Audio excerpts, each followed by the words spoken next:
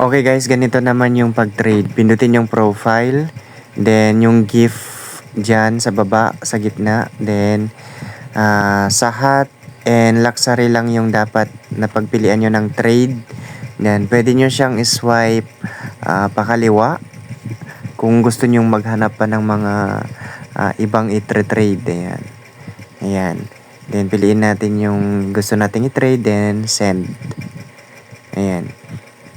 Ganun lang siya ka-basic guys na sa pag-trade. Then pindutin ulit yung profile, yung gift sa baba, then heart, ayan.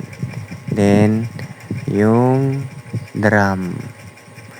Ayan. Then pagka na-send na yung yung mga trade niyo, punta kayo sa task diyan sa bandang right side.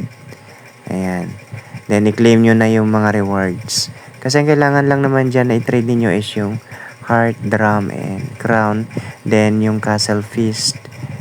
Then, ganun lang naman yun pag-trade. Basic lang pang pag-trade. Then, syempre, gambol-gambol na rin tayo sa mga host.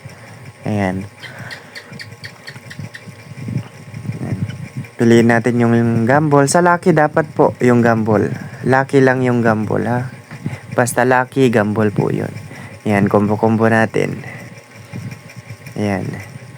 Then, dun sa mga naturuan ko dyan, dun sa mga magtatanong at saka gusto ng kapaliwanagan, malaman yung mga gustong malaman sa application, kay Hala application, ayan.